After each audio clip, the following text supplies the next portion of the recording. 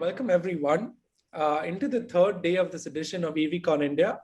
I, on behalf of Blue Circle, would like to take a few moments to thank all our esteemed partners for putting their shoulders to the event. A special thanks to our main sponsors, Longline Materials and Hero Electric, knowledge partner Alvarez and Marcel for creating the white paper, investing partner Indian Angel Network for co-authoring the Startup Dev program, accelerator partner Huddle, and real estate partner JLL. It's been an absolute pleasure working with their teams and getting their valuable support. Thank you also to our distinguished audience for joining us, most of whom are CEOs, CXOs, and senior leaders.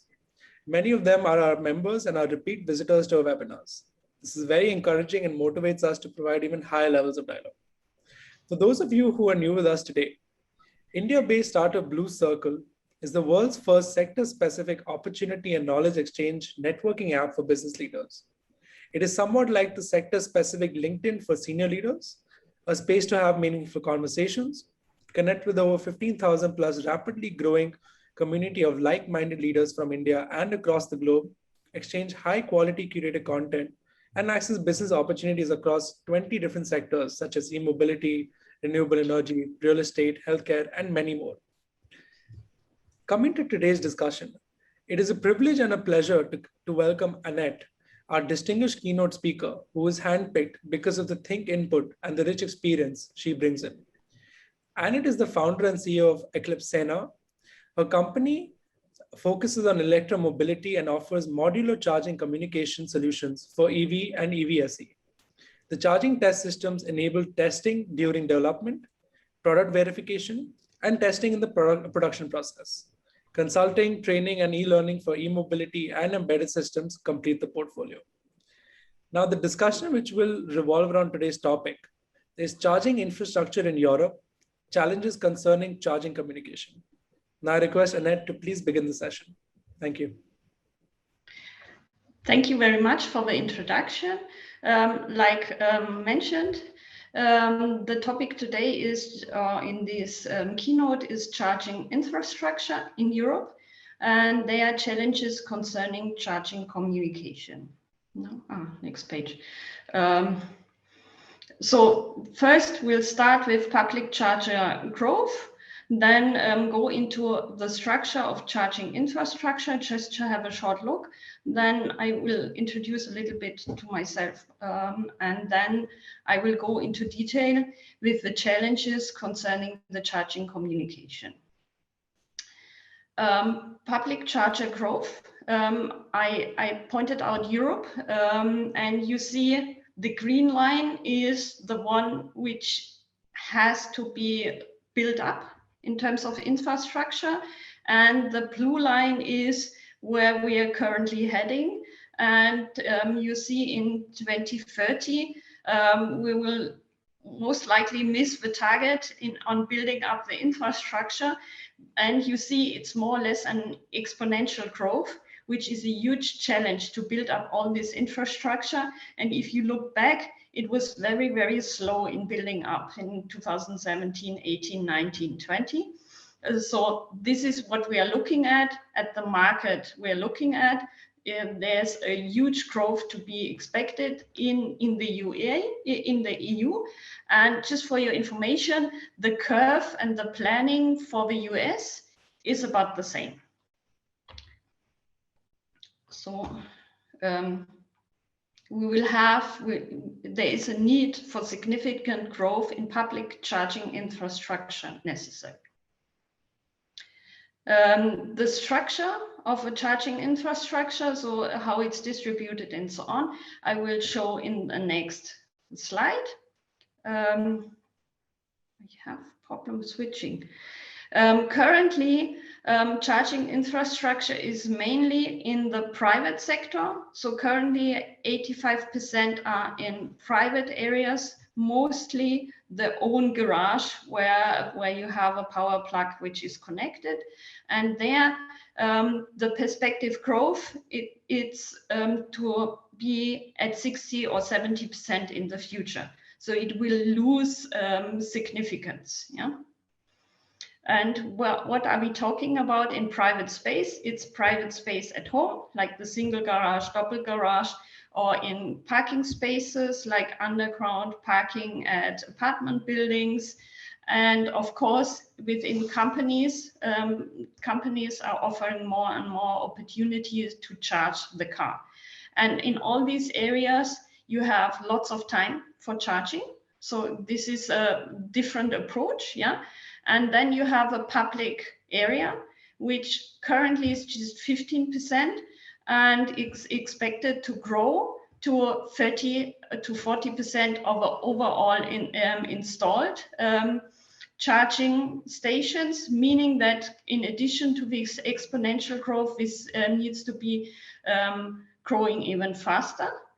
And there we are talking about freeway service stations, shopping centers, roadside and public parking. So more or less where you want to charge fast, yeah? And this is then also connected to the technical setup behind. So in the private space, you have usually the AC charging. So this is more or less there you have the time, and you need to have a time to charge. It will take much longer, but the technology behind is in comparison to for public charging for these setups, very simple. So normally in this area, the low level communication, it's called, is sufficient, which is just a small electronic setup, which is relatively, I would say, primitive or easy. Of course, even in the private sector, the more complex approaches are growing, because you want to have maybe an energy manager connect to solar energy and have it a more sophisticated setup, or you might even have a solar energy setup with an inverter where you have DC, and then you need a DC-DC converter, and you need the high-level communication, because then even in the private area you could do DC charging. Then the technology is across, but mostly it's just the basic right now, yeah. And a technology which is easy to handle. And in the public area, usually you want to charge fast, yeah. And this means there's more and more DC charging coming. And for DC charging, you need the mode 4 power line communication. And this, from a technology point of view, you need a more complex hardware, more complex software, and there the challenges lie. And this is also the reason why building up in some areas is going slow. But this is the huge market. These are the public spaces. And then you need to be able to master this technology. And this is the reason why these challenges, why this addressing this challenge, technology is so late, because right now it's sufficient. Most people are like personal enthusiasts who have an electric vehicle, so they are not the ones who say, okay, I have to drive every day and I need to recharge very fast. They are the ones who believe that electromobility is important, and then they are also willing to deal with some drawbacks. But if everybody is using it, then this is not acceptable anymore. So they want to have a fast charging. They want the charging poles everywhere, and they don't want to search with an app and plan their trip around where they can charge, yeah? Which currently is still the case in Europe. Yeah, so sorry, I have a problem with switching here with a mouse. A short introduction also from my side. My name is Annette Kempf, like introduced. I was also happy to receive this Business Worldwide Magazine CEO Award for Most Innovative CEO in E-Mobility recently. And for me, like, there's a motivation to say, okay, we need to deliver the things to make e-mobility possible for everybody. So the ability to charge an electric vehicle or plug-in hybrid lies on the local infrastructure or energy supply provision. So we specialize on getting this to the people. And now the challenges. So what do the users expect from the charging infrastructure? And the challenges are reduced to just the charging communication, and it's not the overall view, because there are more challenges also in metering and so on. I would just focus on this charging communication, which is now changing like before. And the users are, according to the VDE, the German Engineering Association, they want user friendliness. So they want, of course, to charge fast, but they also want to have like an easy app and the charging working without problems. So there's a clear motivation. If I have to switch, I have to get along easy and solve this charging process easy, because people are afraid of changes. Yeah. Then we have exponential growth. I will go into more detail. We have the European charging standards we need to have a short look at. Also, we need to face that there's a lack of understanding of the standards and the connected devices to this.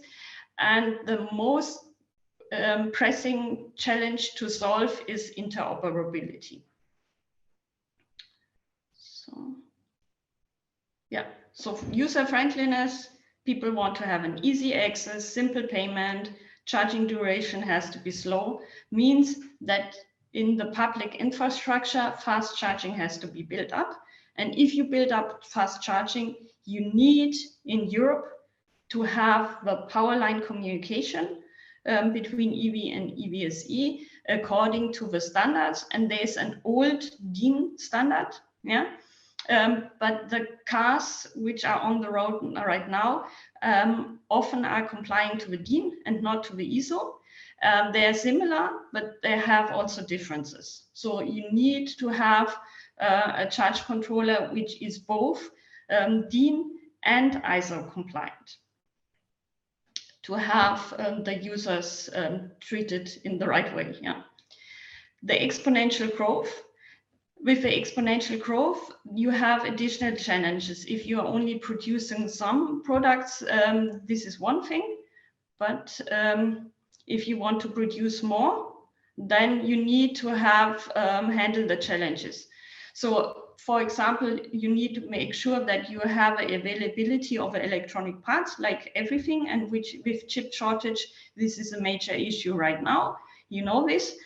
And for production, you need to do an end-of-line test, and which is a challenge just for the one which have power line communication, the calibration. In the end-of-line test, there are in some places additional tests required.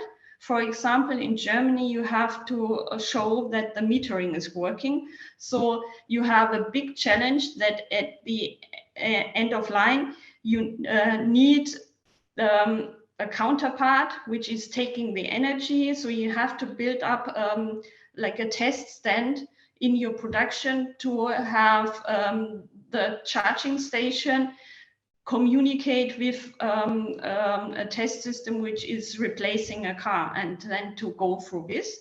So this is one challenge you have to solve.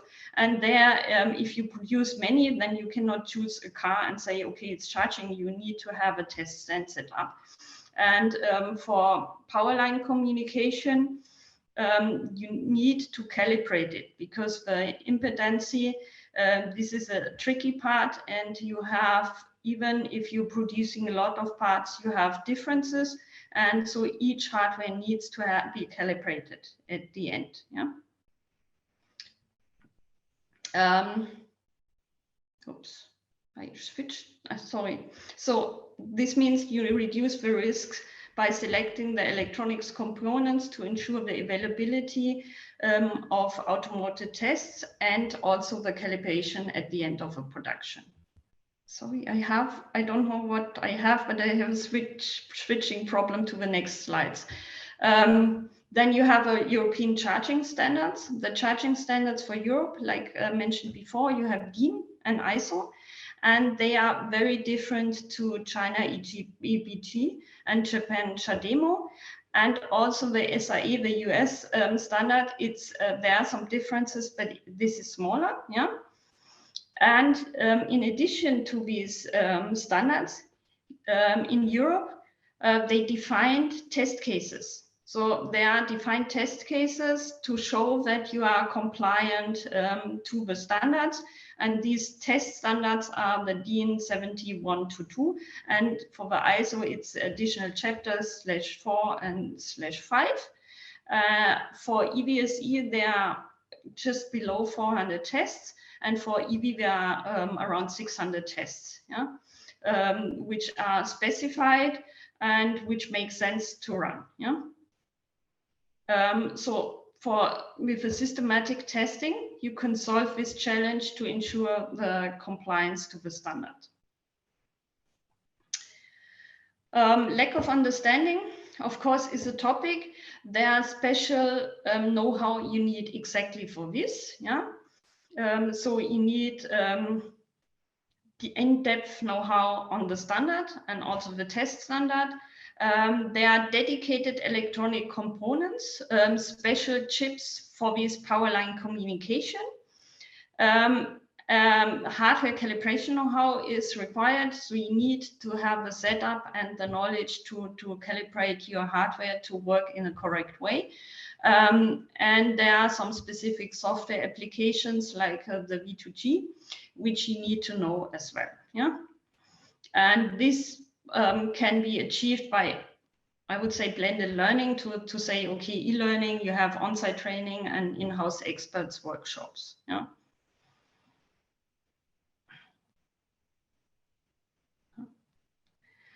And now the biggest challenge, the tricky part, it's interoperability. Yeah. The standards have some gaps. Yeah. There are some things which are not 100% described. And so I call them DIN and ISO dialects. And both sides speak dialects then. So you have all the car manufacturers which did their interpretation and have different suppliers which set up their charging communication part. So you have an onboard charger in the vehicle, and there you have a AC/DC converter, and you have also usually a board for the power line communication. So you have vehicle providers which have been implementing this and are on the market right now, and they speak DIN and ISO dialects, especially timing differences and also with impedances and resistors. So the electrical specification has some differences. And the same applies to the charging stations. What we see right now in the field is that you have, it's not like the best charging station you can have in the world, which can talk to all vehicles, or the best vehicle which can talk to all charging stations, but you have overall a mixed setup. So if you have an electric car, you need to know which charging stations are okay with your car and which ones not. And of course, with a growing market, with user friendliness, this is not the solution you want to have. Yeah, and for this, it's necessary to have very, very robust charging communication setup. Right now, the testing in many cases is happening that they actually drive around Europe and are testing with different charging stations.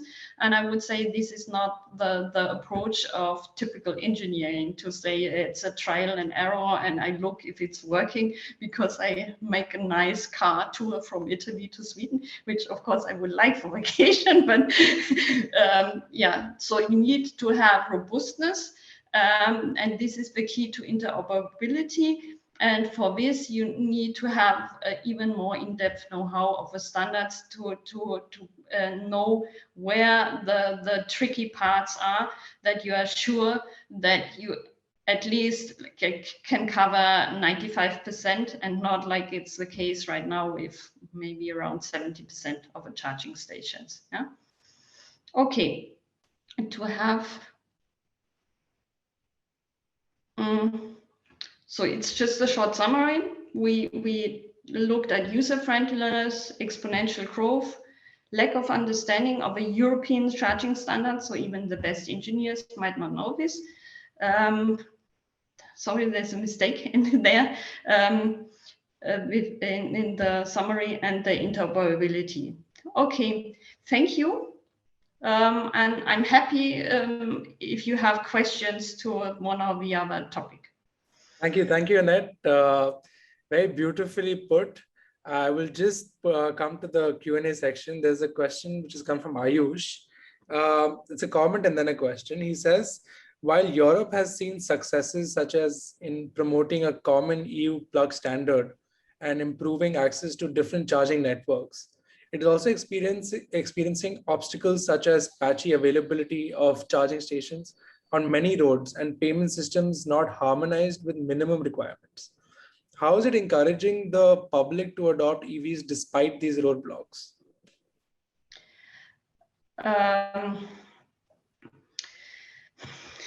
There are many roadblocks, yeah, and I can only say that for charging communication we have to solve this, but also with payments. And for this I'm also not happy about the German government, which decided that you need with your card to be able to pay. So installing charging stations in Germany is even a bigger challenge than in other European countries. But there were many questions inside. Maybe I need a repetition, or can I see this? Sure, I'll just repeat it. It's in the answer section, but if you want, I can repeat it for you. One was the payment point. The second was experiencing obstacles such as patchy availability of charging stations on many roads. There are. Yeah, like I said, I showed the curve in the beginning. There are not many charging stations along the road right now.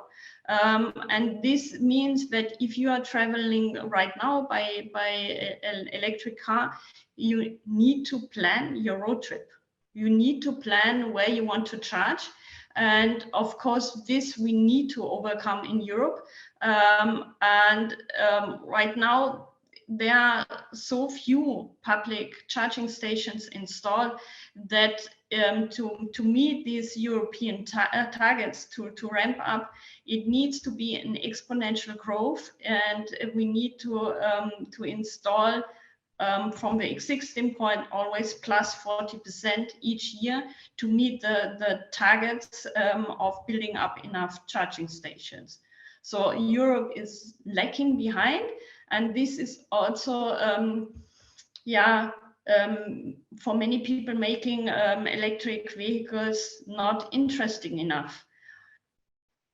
There are many obstacles besides the charging communication which we have to overcome so that it's working, but for clear many charging stations need to be installed and need to be installed soon to support e-mobility.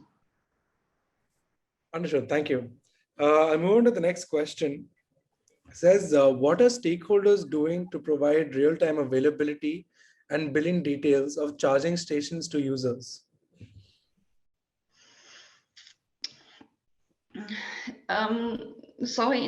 This is more like the telematics and the cloud applications. This is difficult for me to answer. There are quite a lot of companies who are taking over this. They are the charging station providers. The obstacles we have is that you have many players. So you have the vehicle producers, you have the charging station producers, which are usually buying the charging communication part, which is communicating to the vehicle, but also to the back end. And you have many solutions. And now with growing and this competitive market, right now it's still more companies building up, but in the long run it will be fewer who are doing this in a large scale, and then the billing process and so on will get easier. But this is, for example, why the German government said I have to be able to pay with my normal credit card. Yeah, not that I register somewhere. It has to be possible to say I go to the charging station and I pay. And this has to be the solution for the future, that you are not registering with one provider. They can handle this themselves. I have my credit card or I have my app on the mobile phone, which I can pay with, and this can be PayPal or whatever. This has to work. Yeah. Thank you. Another question has come from Deepak Shinde. He's asking, what is EN doing to solve the problem related to interoperability? What is who doing? Well, what is EN? Sorry. I believe what is Europe doing to solve the problem related to interoperability? So what we are doing at Eclipseina, we are currently working on, this was on your side, we are currently working on enlarging our test system to have also robustness tests, to give the people the information, what they need to do to have a robust, both sides, EV and EVSE power line communication. And just give you a small hint, because there are some test cases in the DIN testing standard, which are even good if you fail them. So you need to have a know-how to say, okay, in the standard there are some tests and I failed them, and I have a description and say, I know I failed them because for a robustness reason it's good, and in addition I did these robustness tests. So there we are working on to give you the possibilities to check that you are robust with as many as possible vehicles or charging stations. Great, thank you. Thank you, Annette. If there aren't any more questions, we can conclude this session. Any closing remarks you would like to share? Yeah, thank you, and thank you for the questions, and thank you very much for the invitation. And of course, we are open to questions. And maybe if someone is interested in more concerning testing and interoperability, we've been doing some live demos which are available on YouTube. So you can just check it out. And of course, we're happy about feedback on this. Thank you very much. Thank you very much, Annette. And it was a privilege to hear you. And our guests and I have been hooked on till the very end. And thank you also to our leaders in the audience for joining us and for staying till the end and for sharing excellent questions. Looking forward to seeing you soon.